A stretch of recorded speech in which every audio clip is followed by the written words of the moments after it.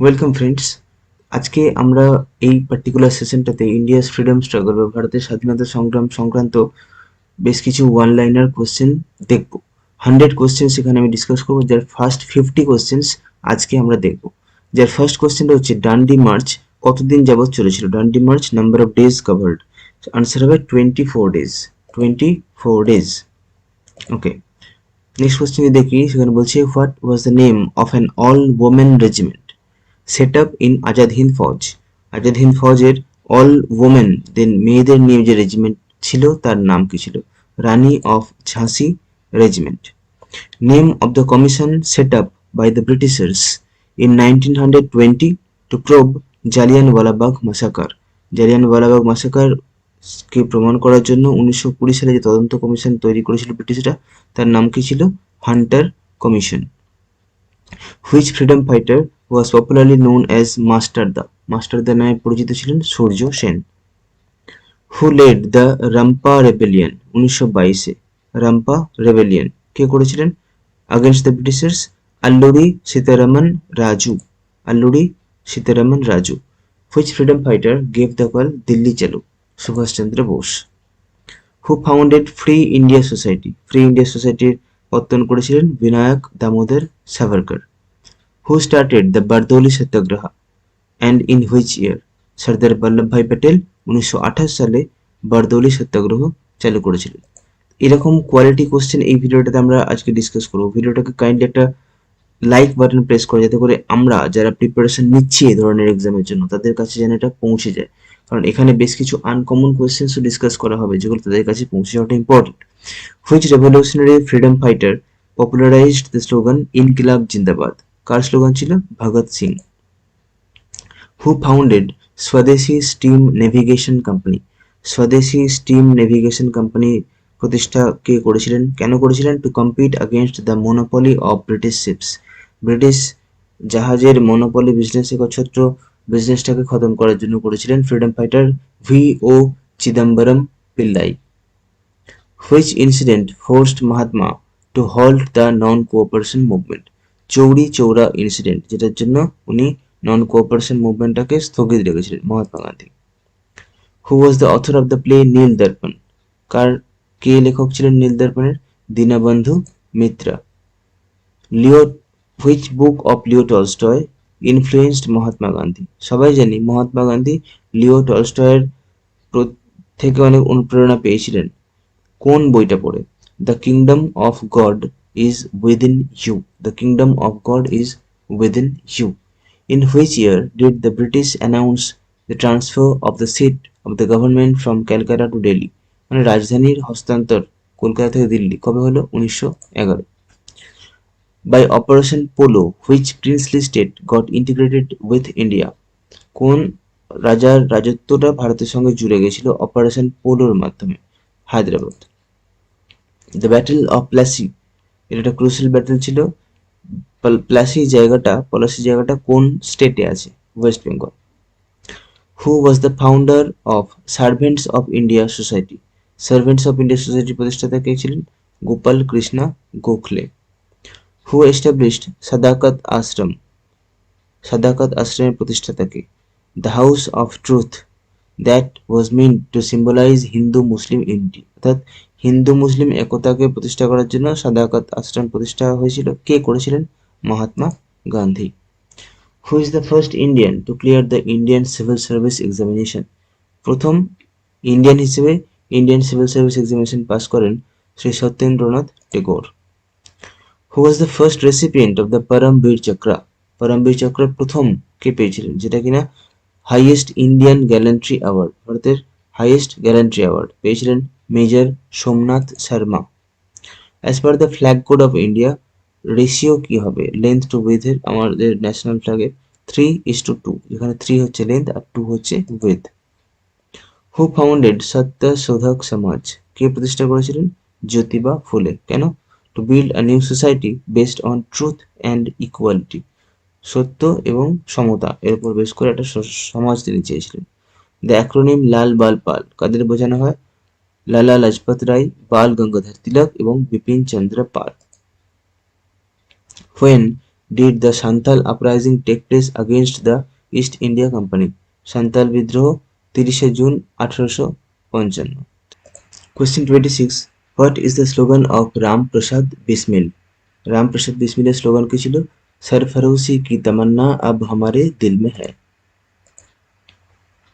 27. Which freedom fighter was fondly called the Nightingale of India? Nightingale of India বলা হতো সরোজিনী নাইডুকে।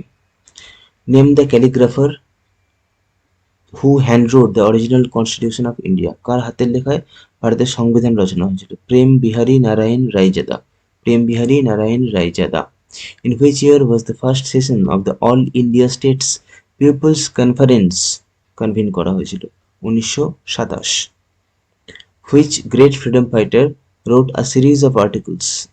পরপর ধারাবাহিকভাবে article লিখেছিলেন কোন ফ্রিডম ফাইটার?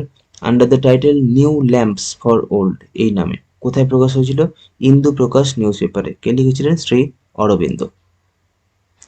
বাবা গুরদিত Singh was associated with which incident? কোন ঘটনার সঙ্গে উনি সম্পর্কিত?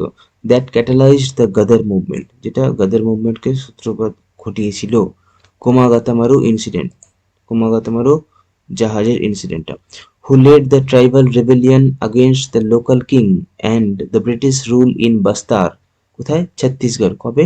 1910 through a movement popularly known as the Bhumkal movement. Bhumkal মুভমেন্টের লিড কে দিয়েছিলেন? শহীদ গুন্দাধুর। শহীদ গুন্দাধুর।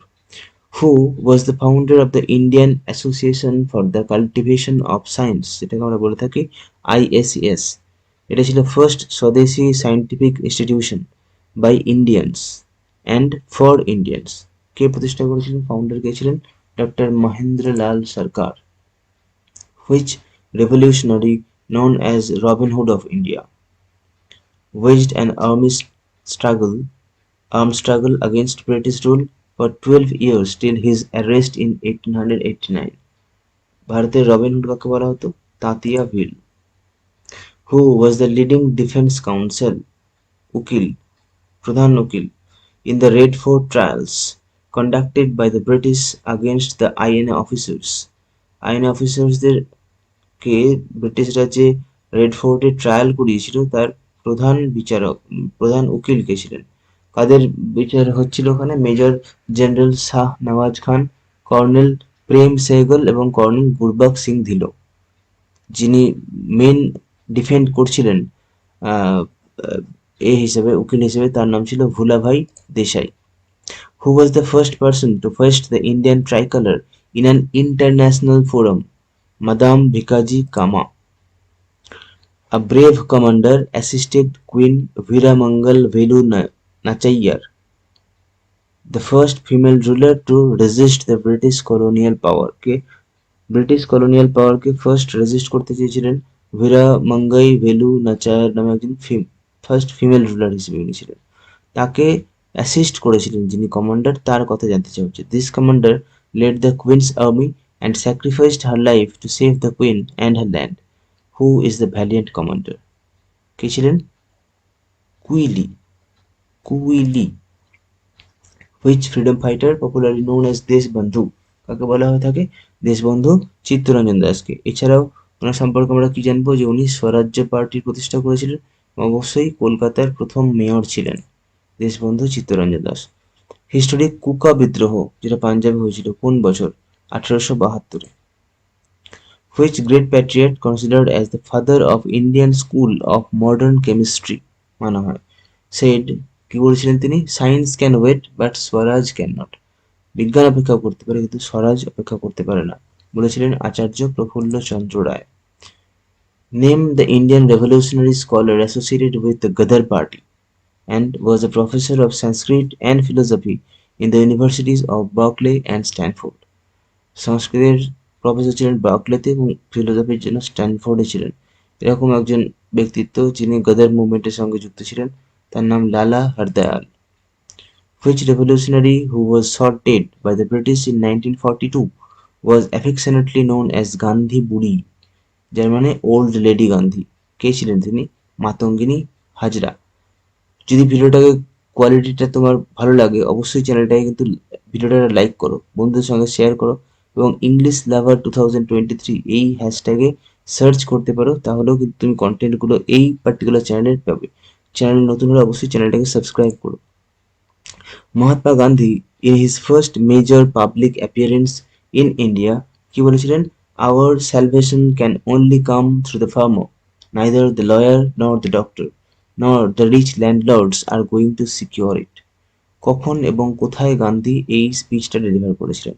1916 করেছিলেন at the opening of the Benares Hindu university. Benares Hindu university যখন ওপেন হচ্ছে 1916 সালে তিনি এই লেকচারটা দিয়েছিলেন। Which freedom fighter published a monthly magazine called free Hindustan? Free Hindustan নামে মান্থলি ম্যাগাজিন পাবলিশ করেছিলেন কেন? To educate the Indian immigrant population of British Columbia about the exploitative policies of the British Indian government.